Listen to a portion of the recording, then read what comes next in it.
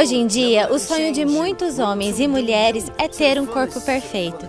E para atingirem seus objetivos, as pessoas fazem literalmente de tudo, recorrendo a técnicas agressivas e dietas perigosas. Mas até que ponto o desejo de um corpo perfeito pode nos levar?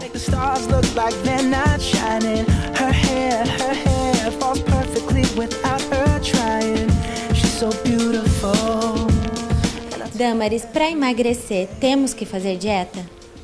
Temos que associar tanto a alimentação quanto a prática de atividade física. Não adianta a gente só restringir a alimentação e não praticar exercício, e também só fazer o exercício sem cuidar da alimentação, a gente não consegue ter o resultado esperado.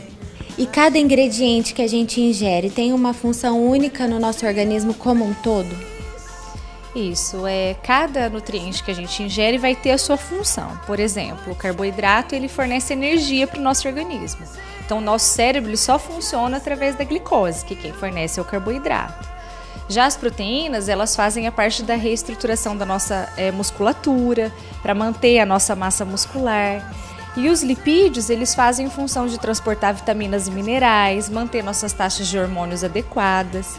Então, quando as pessoas fazem uma restrição dietética, por exemplo, tirar o carboidrato, que todo mundo tem costume de tirar o carboidrato para perder peso, o organismo ele tem que se adaptar a essa nova condição. E nem sempre isso é benéfico para o nosso corpo, porque vai faltar nutriente, ele vai ter que usar outra forma de produzir energia para o nosso corpo. Então, quais são os riscos que a gente corre ao fazer uma dieta sem um acompanhamento? Os riscos eles são grandes, porque as pessoas hoje elas estão buscando coisas imediatas. Então elas vão ler um livro para saber como é que faz uma dieta, elas procuram na internet para saber como é que faz, elas procuram no Instagram alguém que já emagreceu e elas querem seguir e fazer igual. Cada organismo ele é de uma maneira, o nosso corpo ele é uma máquina. Então para mim funciona de um jeito, para você funciona de outro. Então a gente tem que fazer uma dieta específica para cada pessoa. Então, se não procura ajuda de um profissional, você vai seguir uma dieta que talvez para você vai causar alguma deficiência nutricional. E é esse o risco que a gente acaba causando. No momento, não vai notar nada, mas ao longo da vida, a gente vai ver todas as deficiências nutricionais que a pessoa pode apresentar. E você já atendeu algum paciente aqui no seu consultório com distúrbio de imagem? Sim, hoje em dia as pessoas elas estão procurando muito por um corpo perfeito, que nem sempre corresponde ao nosso metabolismo, ao nosso biotipo, na verdade. Então, pessoas às vezes que nem têm necessidade de emagrecer, mas elas querem atingir um peso porque viu numa revista alguém que está mais magro, né? A busca do corpo perfeito que nem sempre é importante para aquela pessoa. Então, por isso que as pessoas elas têm que fazer assim, uma dieta específica para ela, com a necessidade nutricional dela, né? Então, quanto de carboidrato, quanto de proteína, quanto de vitaminas e minerais para aquela pessoa e não seguir um modelo padrão que hoje em dia as pessoas estão procurando muito por isso.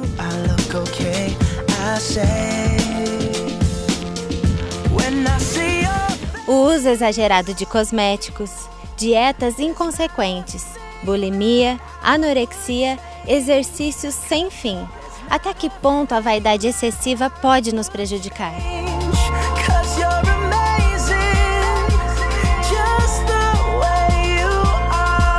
Doutora Denise, quais os danos, psicologicamente falando, que a vaidade excessiva pode causar? A vaidade excessiva, ela já é um sintoma, né? Quer dizer, já tem danos aí que foram causados que levaram a pessoa a ficar extremamente vaidosa. E que danos são esses? Geralmente uma baixa estima, uma insegurança muito grande, muitas vezes um desamparo infantil, onde a pessoa não valoriza o mundo interno dela, onde ela não acha que tem outras qualidades a não ser a estampa, né? A parte externa, certo? Que muitas vezes está relacionado com a beleza, outras vezes com roupa, com enfeites, né? Então tudo isso faz parte de uma vaidade, que vaidade todo ser humano tem, né? Mas o excesso, né, é pecado. O que significa pecado? Errar o alvo, né? A pessoa ela não está conseguindo acertar com ela mesma. Ela não está satisfeita com ela mesma, né? E isso leva ela a realmente investir demais numa área, certo? E em detrimento de outras que muitas vezes são mais importantes para a própria vida. E o que é a dismorfofobia? A fobia, o próprio nome já fala, é um termo bastante comum, bastante usado, quer dizer medo, mas é um medo exacerbado, é um medo fantasioso, por isso que é fobia, não é um medo natural do ser humano. Dismorfo, né? O dis significa disfunção, distúrbio, e o morfo está relacionado com o corpo, né?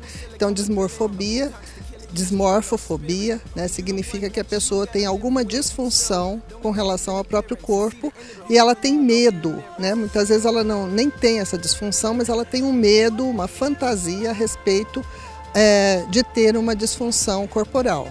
E a dismorfofobia, Denise, o que causa isso na pessoa? Tem toda uma história de vida, né? Tem toda uma forma como a pessoa se construiu, desde pequenininha, certo? Dentro daquilo que eu já falei, da insegurança, do desamparo muitas vezes, né?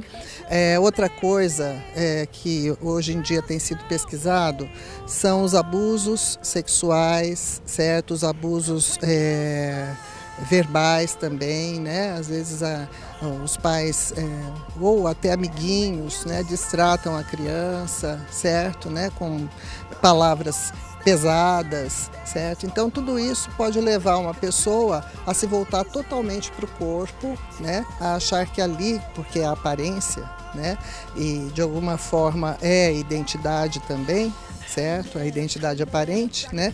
A pessoa resolver investir nisso e obsessivamente a pessoa fica, né, preocupada com isso, esquecendo todas as outras áreas, né, da vida dela, certo? E aí ela acaba realmente desenvolvendo uma doença.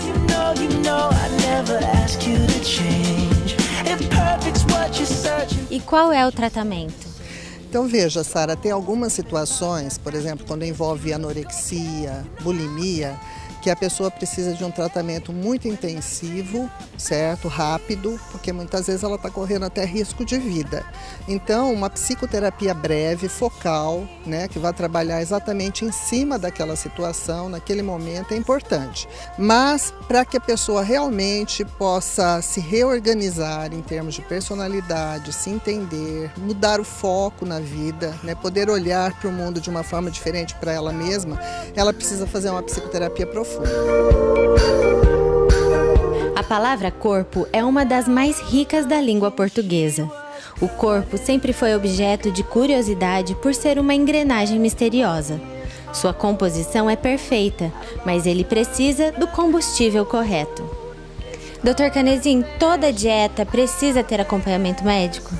Então, Sara, não necessariamente. Se você faz uma dieta balanceada, não precisa de acompanhamento médico. As maiores indicações de dietas, as dietas que são mais fisiológicas, vamos dizer assim, que fazem bem ao organismo, são dietas balanceadas. E essas dietas não precisam de acompanhamento, necessariamente de acompanhamento médico ou de um nutricionista.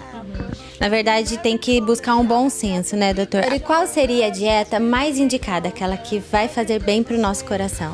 É exatamente isso que você falou, Sara, é ter bom senso. E o bom senso é uma dieta balanceada, onde você balanceia a taxa de gordura, a taxa de carboidratos, a taxa de proteínas, a taxa de fibras, e tudo isso tem que ter bom senso, ou seja, é aritmético. Não adianta você fazer uma dieta e não realizar atividade física, ou seja, aquilo que você ingere, você tem que queimar. Então é aritmético. Então a melhor dieta, não só para o coração quanto para o corpo, é uma dieta que é balanceada. Para o coração, existem algumas dietas específicas, né? Que é muito falada, a dieta do Mediterrâneo, na Grécia, onde as pessoas têm aqueles locais onde as pessoas vivem sempre mais de 90 anos. Por quê? É simples, elas comem peixe, carne branca, bem feito, um azeite bom, né? Um pouquinho de vinho, pouco vinho, álcool em moderação, o vinho, comem bastante vegetais e bastante fruta colorida. Então essa é a melhor dieta balanceada, onde você tem proteína, tem um pouco de carboidrato, né, você tem fibras, e isso é o que nós temos que usar no nosso dia a dia. E não perder peso rapidamente, porque quem perde rápido, ganha rápido. Essas dietas que estão na moda, elas são perigosas? Muito boa pergunta, Sara. Sim, são perigosas, porque essas dietas, a maior parte delas são à base proteica. Então o indivíduo resolve comer só proteínas e não mistura outros tipos de alimentos, carboidratos, fibras. Aí ele perde bastante peso, essa pessoa, essa mulher, esse homem perde bastante peso em curto intervalo de tempo. Portanto, essa proteína, por exemplo, que ingere em grande quantidade, ela traz problemas. Pode trazer problema no fígado, no rim e traz uma série de consequências graves, além de ser um pouco enganosa, porque você perde peso rápido, mas um efeito rebote e você acaba ganhando rapidamente. Portanto, uma dieta balanceada, com vários tipos de alimentos, em baixa quantidade, em atividade física constante, essa sim é a melhor dieta.